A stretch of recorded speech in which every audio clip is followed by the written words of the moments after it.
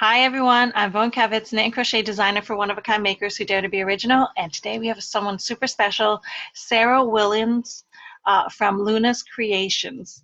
Hi Sarah. Hi. You want to tell everybody who you are? Oh, I'm lost for words again.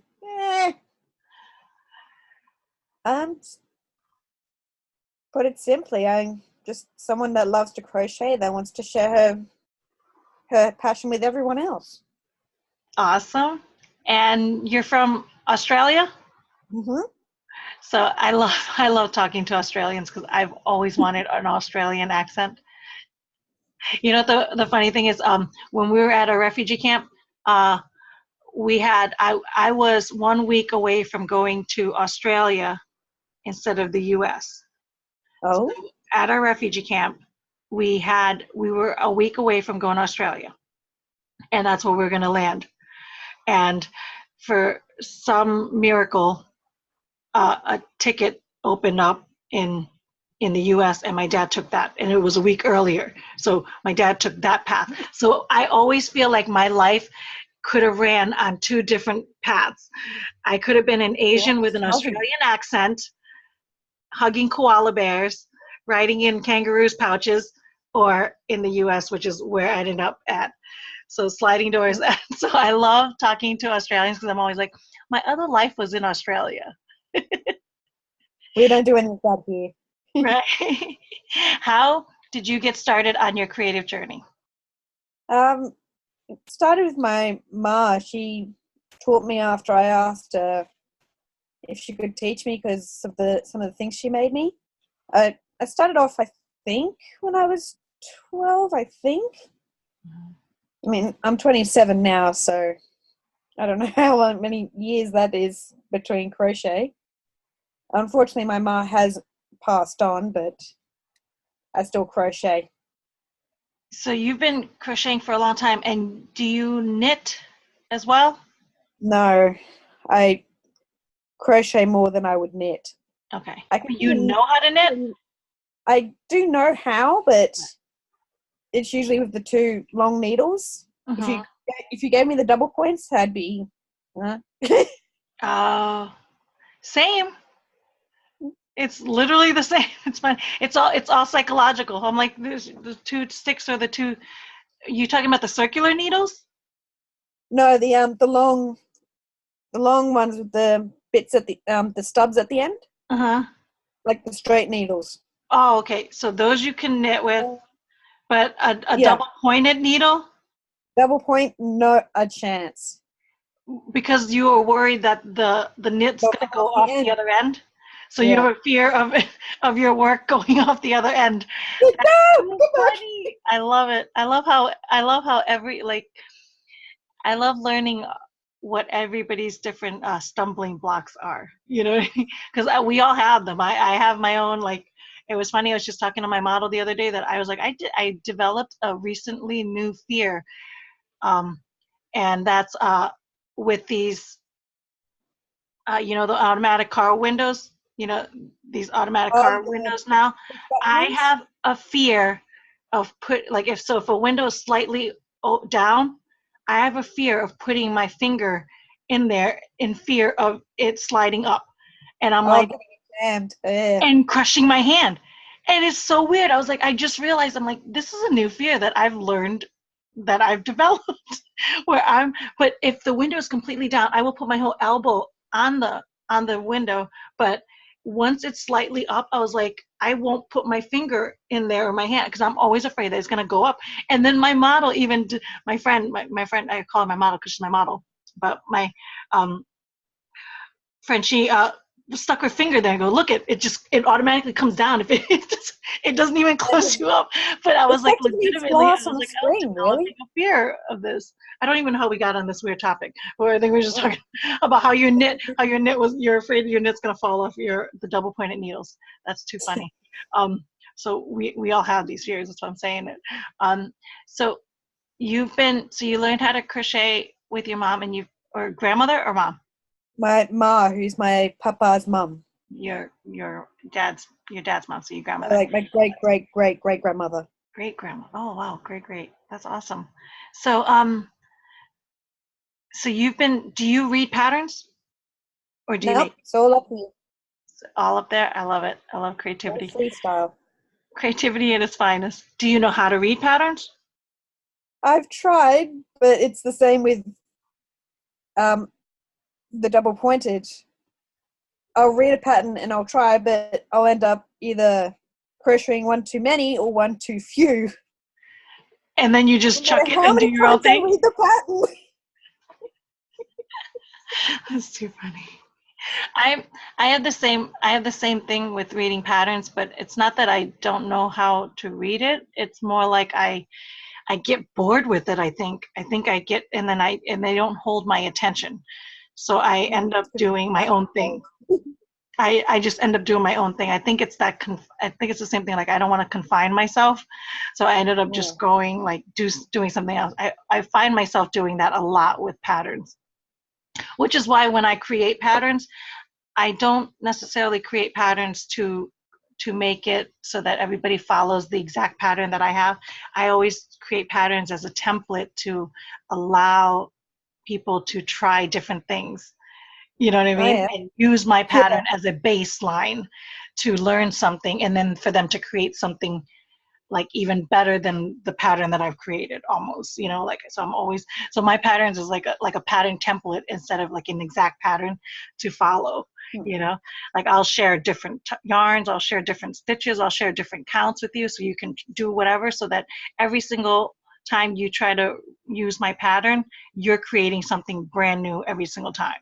It's never the same. It's always an original creation. And so that's how I create my patterns.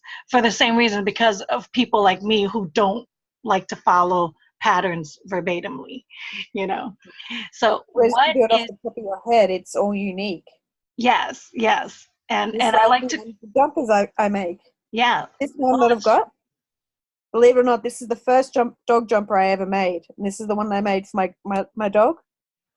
so pretty. I love it. What kind of dog do you have? She's a she's mainly poodle, but she has a little bit of lab in her. Uh-huh. She's actually sitting on my bed lying on my bed at the moment. I'll turn the camera around. Okay. There she is.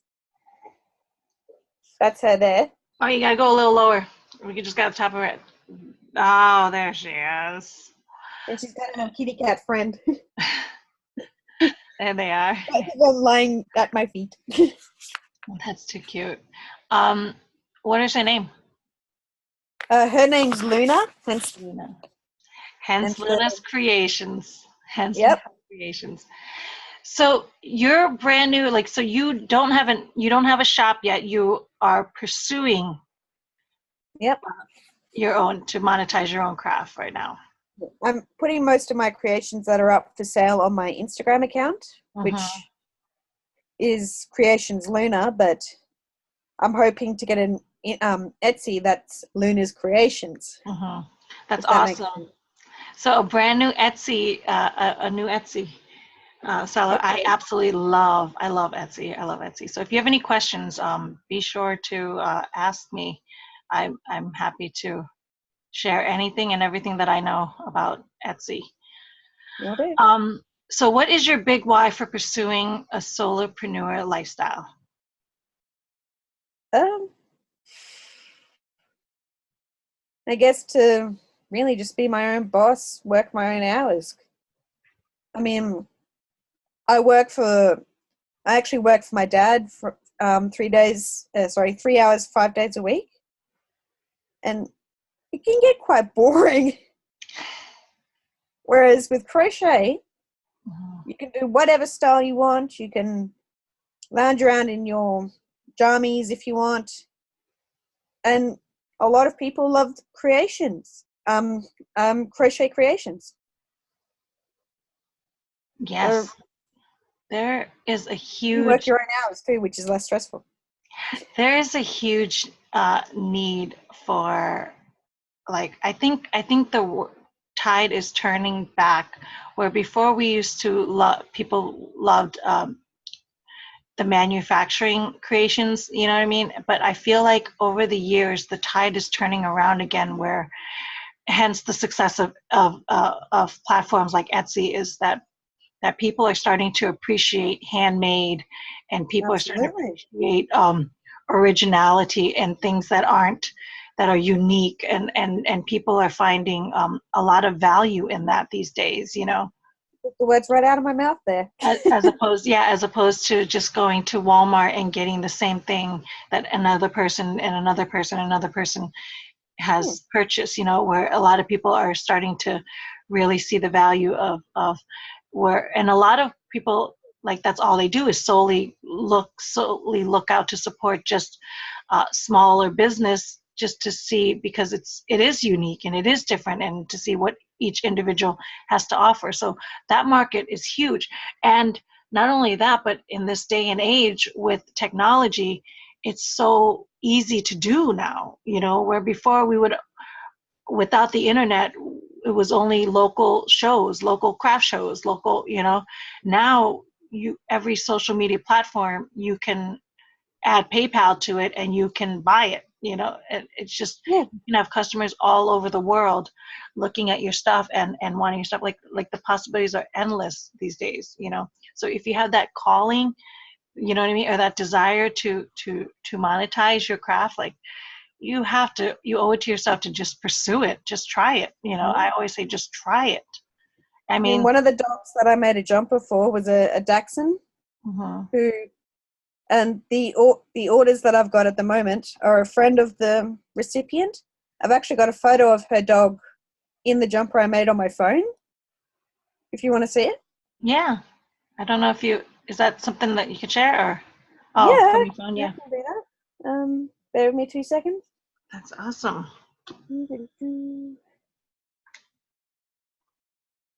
Okay. Wow, oh my gosh, how cute. I love the colors that you chose too. That was just out of one of those self-striping cake things. That's amazing. Oh, I love it, I love it. You let the yarn do the work. Yeah, effectively. That's my number. And I That's was my just number one tip. I was just eyeballing the size. Oh, that's so cool. Did so are you you said you're not following any pattern. You just Nope. saw something, so you just made it and you just crochet it and you Yep. just take their measurements and then you go with it. Wow. Sizing isn't a hurdle for you? So long as I have the correct measurements. I mean, the one I'm working at the moment is literally, I kid you not, a tiny neck. It's 30 centimeter neck. Uh-huh. Yeah. But there were other two. This one that was that's for a male. I was worried that it might be too slim. Slim, Uh-huh. because apparently the male is quite beefy. Uh-huh. But I've said to the lady, look, if it is too small, just tell me and I'll make another one for you for free. So, I mean, she's already paid for it, so I can't charge her twice. Right. That was probably one of my biggest ones. And that was for a female dog. That's awesome. So basically, 2 females, 1 male Dachshunds. And I've also got to make a jumper for a Sphinx cat. So right Kind now, of are your interesting. customers local, or are they finding you on the internet? On the internet. Wow. The only Look at you. local one I had, well, local-ish, Uh-huh. was the first dog one that I made. But that was a friend of mine's daughter who lives up in the mountains. Right. She comes down to visit every now and then. So I figured make her a jumper. That's awesome. That's amazing. I love that. So what is your making process? How do you mean? Like, when you're about to start something, like, how does it work? Are you looking at patterns first? Are you looking at pictures? Are you on Pinterest? Are you flipping through magazines? Or do you just have an idea out of your head, like, I'm going to start this? Or do you look at yarns first? Like, what is your making process before you start a project? How does that look like? Usually if the subject in this case, say a dog jumper, is nearby, Uh-huh. I would look at the animal and go, is there a need for a jumper for them? If so, I measure up and then I start. Yes, I do occasionally look at pictures of dog jumpers for inspiration, but I never actually copy the jumpers on Instagram and all that. It's all unique to me. It's my own designs. That's cool. I work the same way because I don't look at a lot of like I don't look at Pinterest or a lot of those things. Pinterest freaks me out actually. Pinterest is like a bottomless pit. It kind of it I kind of equate it to your double pointed needle where you're afraid the work is going to fall on the other side. I feel like I go on Pinterest, I'm never going to come out. So I don't go in. I don't go in on Pinterest. What I do is I like to flip through magazines for ideas. I like to flip through books because they end. The ideas end, and I think that's what it is. And maybe that's why I'm like, I don't like go on. I don't use the internet too much for inspiration. Once in a while, I'll Google something just to find out what people are asking me, like if I don't know the item or what it looks like. You know what I mean? I might do it that way. Other than that, I'm the same way. I stick with what's up here, and then I just try to execute it. Before I made my first dog jumper, I had no idea what a dog jumper looked like. Mm-hmm. So I did actually look it up in Knitted Dog Jumpers, a book. Yeah. Just to get an idea of what it looked like. Effectively, it's really just something around the neck, something around the body with two leg holes.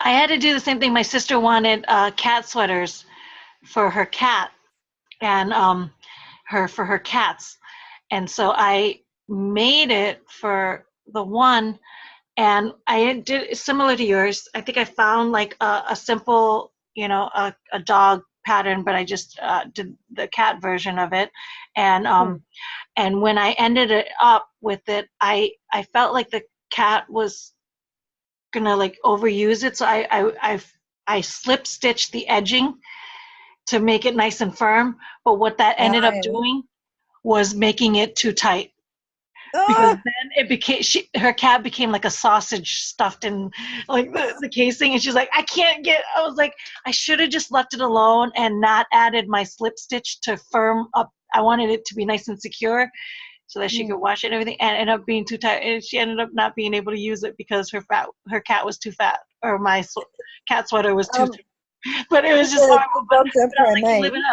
I should have just released the slip stitches and let it go, which I think if never ever like brought it back to me, I probably could have, but I don't remember what she ended up doing, unless I think she ended up giving it to another cat that was smaller, but what I intended to make it, but I just thought that was funny. But I had to do the same thing. I had to look it up. I had to learn it.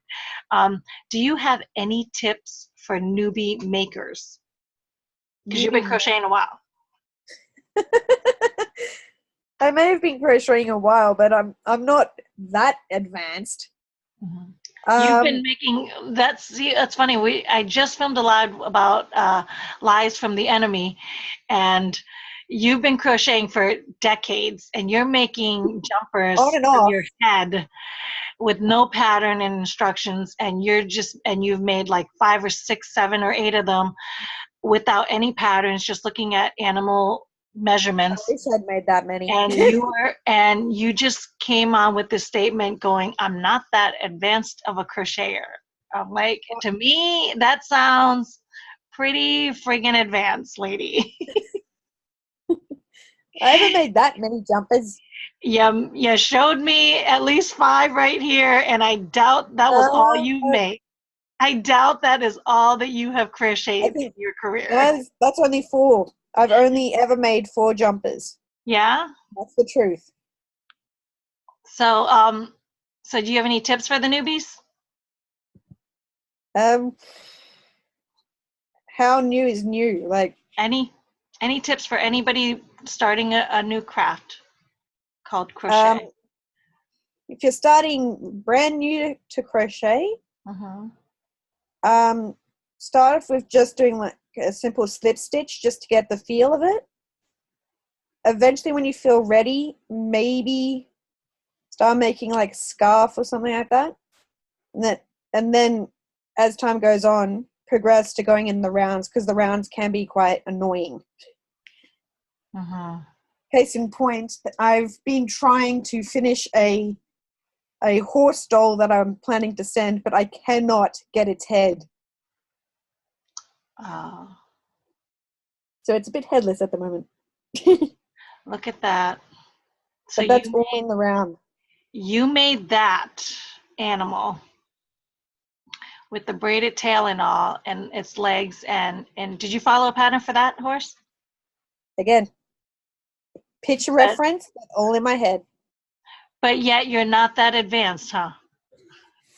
That's a challenge. I'm still struggling on that thing. Hey, I'm a master crocheter. It doesn't mean I don't come with challenges, but it still makes me a master. I know how to crochet. I mean, you watched a live video of me trying to read a pattern. Like, took me 20 minutes of reading the same sentence over and over again until it clicked and the light bulb went off. But still a master crocheter. I still can do anything anybody else can do in the crochet world. That's the point. That's the point. It's funny how the enemy lies. You can see that beautiful creation, because that, to have a standing doll be ready to go. Now with your head, that is just what is like the barrier of how to make it perfect, or how to get the head the way you want to execute it.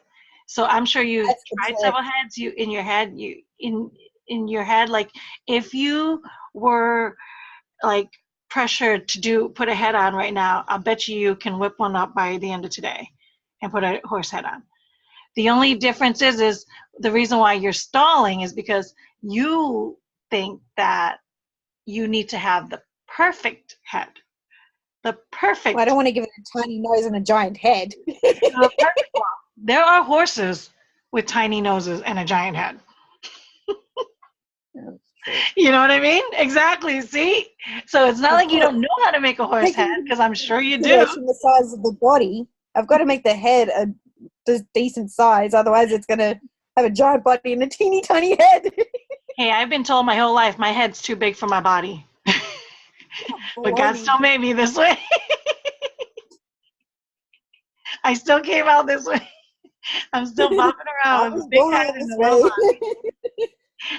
Do you have any habits and rituals that you do daily? Aside from working and training my pup to be my eventual service dog, I take a thing of crochet with me everywhere I go and just crochet when I've got nothing to do.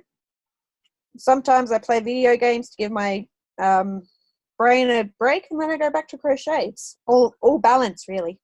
All balance. That's awesome. And then how do you invest in yourself? Invest? In what way? A lot of people get tripped up on this because they always think when you use the word invest that it has to do with money, and sometimes it does, but sometimes it doesn't. But so how do you self-care? Is that's probably the better, maybe that's, so one of the ways that, for instance, for me, how I invest in myself is I'm always on the pursuit of a better version of myself, the best version of myself. So I'm always striving to be the best version of myself. And so in order to do so, to show up in my best capacity, I educate myself, I practice what I preach, I learn new things, I attend free webinars, I read books, I read the Bible, I pray, I meditate, I try to eat good meals to take care of my body. Like, those are the things. And I try to buy organic when I can afford it. I do different things to invest in myself so that any which way that I can show up my best version. That's what I'm asking. So how do you invest in yourself?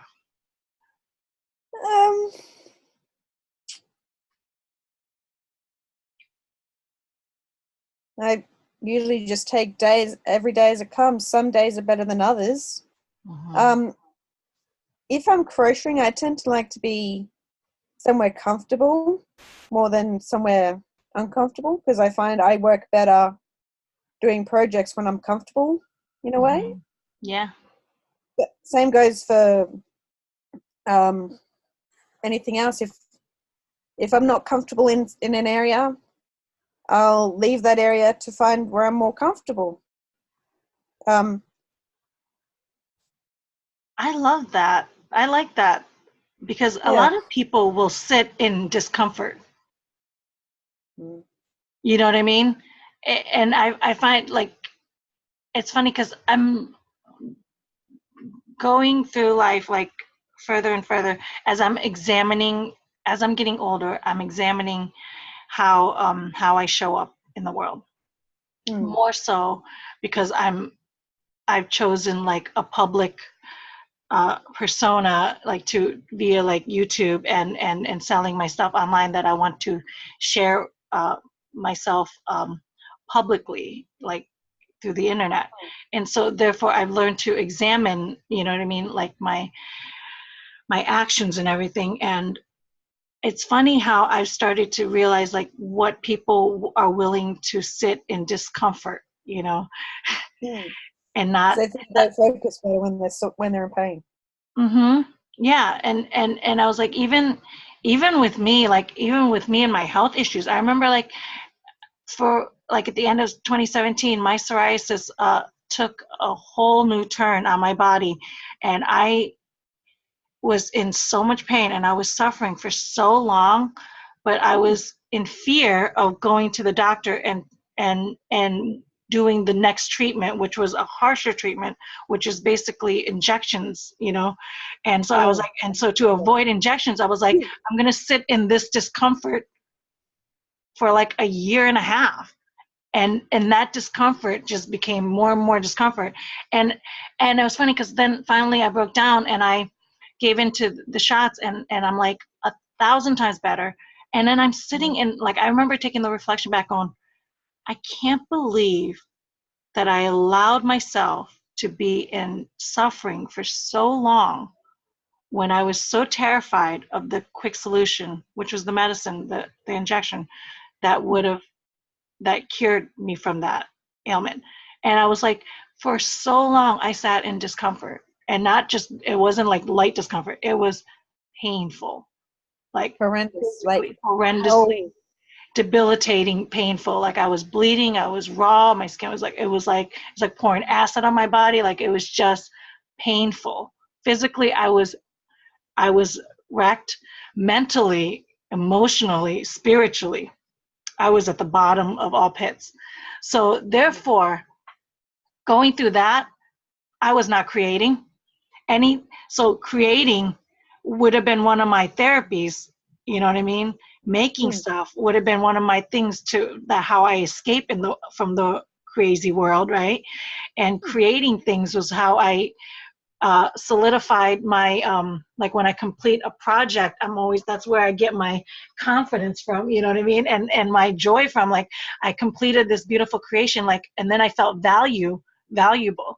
So I couldn't do any of that because I let myself stay in a discomfort state, in fear of the solution, which I always find fascinating. So because of that, and having gone through the other side of it, I always, like, it fascinates me to realize, to see how far people will sit in discomfort before they do something about it, you know.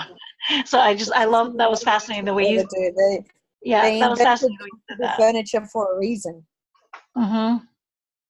Absolutely. So that's really good. So any other ways you invest in yourself besides starting a new online venture of selling your creations?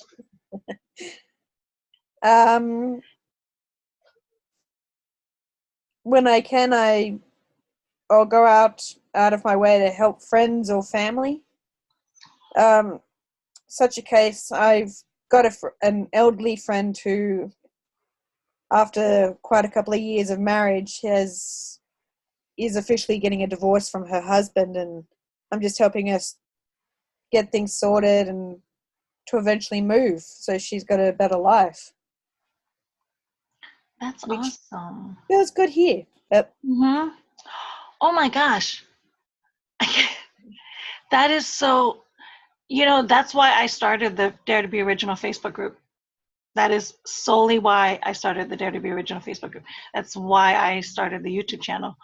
It's purely because it's not on a vanity that I'm sitting here on a Saturday afternoon reaching out to you, a brand new newbie, getting you to do something uncomfortable, you know what I mean, to help you get comfortable and do something totally scary to you.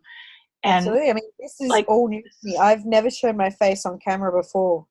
So like that's amazing. And the fact that, and I applaud you for even saying yes to it, because I know that at some point you're like, by you doing this, you're showing somebody else what it looks like. You know what I mean? Every first step, this is what it looks like. First steps are hard. I was just saying, thanks. whenever we try anything new, it's always scary, and we always feel not worthy enough, and we always feel not good enough, and then and then I always equate it to in Rachel Hollis's book. I remember she was talking in Girl Wash Your Face. She equates it with, when you're learning something new, it's like waddling, like it's like a baby taking its first step. They're Baby steps. waddling. They're Exactly. basic first steps, like, and that's like, so as the baby takes its first step and it stays its balance, and then it doesn't fall, and then it looks up at you, and they're like, it's like, I took my first step and I'm still standing. I You know what I mean? did. And imagine being anybody else witnessing that, and you going, well, why aren't you running your mile yet? Why didn't you finish your race? Like, You know I what I just mean? Like, started imagine walking. somebody, but that is what we do to ourselves when we try something new. When we try something new and something scary, where we punish ourselves and we degrade ourselves, going and we compare ourselves with people that have been on journeys for decades, you know what I mean? And we're like, well, why aren't I as good as that person? Why am I, you know what I mean, not good enough? Like, why do I look like this or feel like this? And like, we totally devalue our first stands, our first step to trying something brand new. And instead of valuing that first step the way we would watching a little toddler taking its first step, we go and like compare ourselves with brand like marathon runners, and we're like, I was walking by the time I was 3. yeah, like I No, was I like, was oh running no, by the time I was 2. what is wrong? What is wrong with us? Like, why do we do that? I'm like, and I'm always reminding myself like of that. I was just walking through Hobby Lobby yesterday with my friend, and I was saying, so I want to be a designer. I'm a pattern designer, right? And I've always in my head, I've always wanted to be a fashion designer, but that dream has long since gone. So I've niched it down to I can design scarves and wraps and knit and crochet stuff, which is in my wheelhouse. But I've always wanted to be one of those designers that can sketch the model, and so sketch, and then I could sketch my item. In my head, I can draw. I've done 2D, you know what I mean? I'm not great at it because I didn't cultivate the craft. I cultivated my knit and crochet to the point where I'm a master crocheter now. So, you know what I mean? Hands on And on my adaptive way to be, crocheting more than drawing. exactly. So I just kind of buried it. But in my head, like, I'm like, I want to be one of those designers that, so when I have an idea, I want to pick up a pencil and just sketch it Write it down.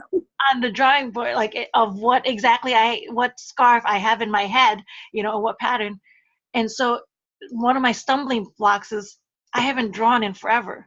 So I got a Nor have I. sketchbook to draw, to learn how to draw figures, and just not to be a great, you know what I mean, drawer, but just so that I can get my idea out of my head and show people what I'm thinking of, right? That's all I want to be able to do, is to just draw something so I can get my pattern out. So I Pulling tried the idea from your head and sketch. putting it on paper. I tried to sketch something, and I was just like, I looked at my friend, my model, and I was like, it's hard.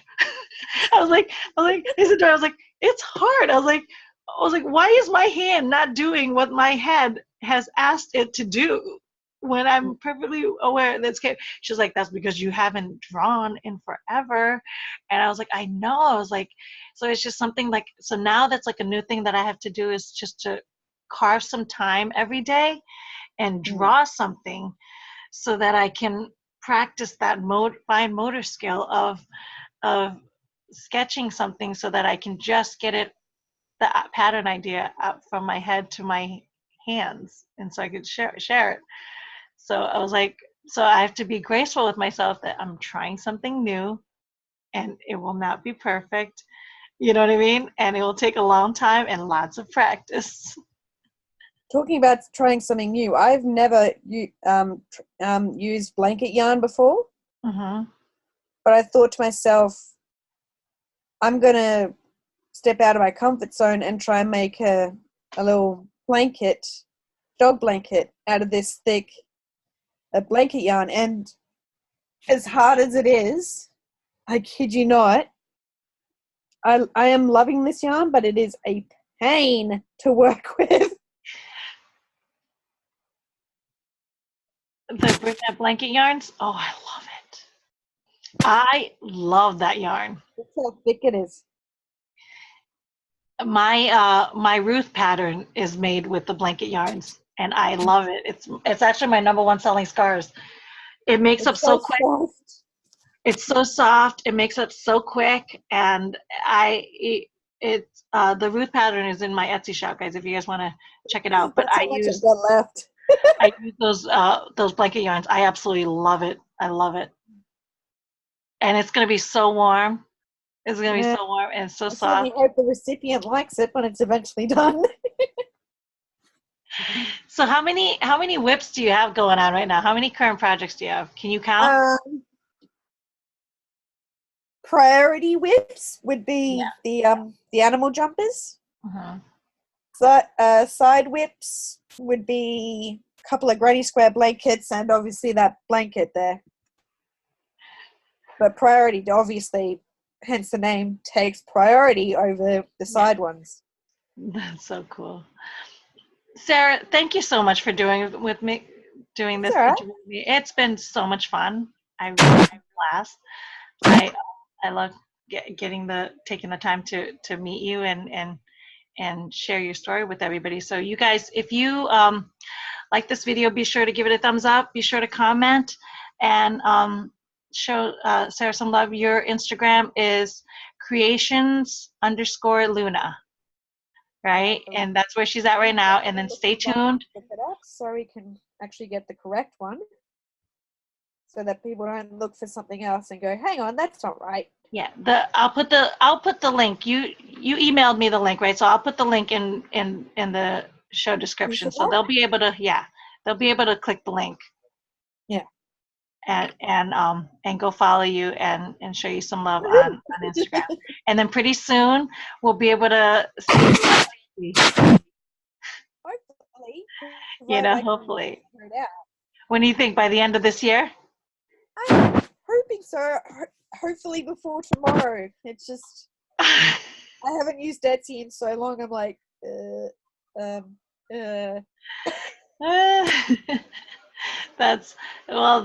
be.